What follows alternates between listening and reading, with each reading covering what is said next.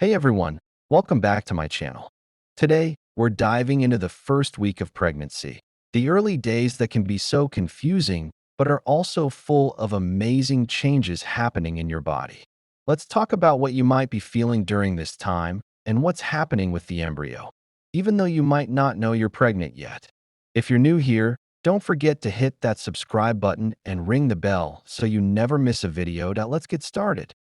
So, let's start with a quick overview of week 1.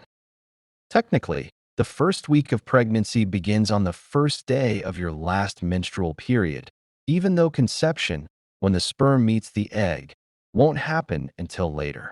So, during this time, you're not technically pregnant yet, but your body is already getting ready. In the first week, your body is shedding the old uterine lining from the previous cycle and preparing for the next one. Your ovaries will start to mature eggs for ovulation, which happens around day 14 of a typical 28-day cycle. Now, even though you're not technically pregnant yet, some early symptoms might pop up, especially if you're tracking your cycle closely. Here's what you might notice in week 1 or even before you miss your period. Changes in cervical mucus. Your cervical mucus might become a little more stretchy and clear, kind of like egg whites. This is your body's way of preparing for ovulation and helping sperm travel toward the egg. Fatigue. Even though implantation isn't happening yet, some women feel tired as early as week 1, just because your body is preparing for the energy demands of pregnancy. It's your body getting ready for something big. Mood swings. You may start feeling a bit more emotional or irritable. It's normal to feel this way because of hormone fluctuations that happen with your cycle. Spotting or light bleeding. Some women experience light spotting or implantation bleeding around the time the fertilized egg attaches to the uterine wall, but it's usually very light and not like a full period. Remember, these symptoms could also be a sign of your period coming, so don't worry if you experience them. If you're unsure, it's always good to wait and see if your period is late. All right, let's get into the science of what's happening in those early days. Even though you might not feel it, things are already starting to happen at the microscopic level. So what's going on with the embryo?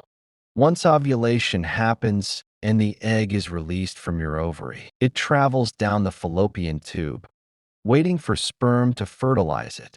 When sperm meets egg, fertilization occurs, and that tiny zygote begins to divide into more cells. At the same time, the lining of your uterus is thickening, getting ready to nourish a potential pregnancy. If the egg isn't fertilized, your body will shed the lining, which is your period. But if fertilization happens, the zygote, now a blastocyst, begins to implant into that thickened uterine lining. Let's break down week 1 by the days so you can get an idea of what's happening day by day. Day 1 up to 5.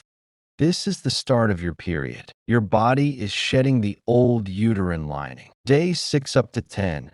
Your ovaries are maturing eggs. The lining of your uterus starts to rebuild and thicken in. Preparation for a possible pregnancy. Day 11 up to 14.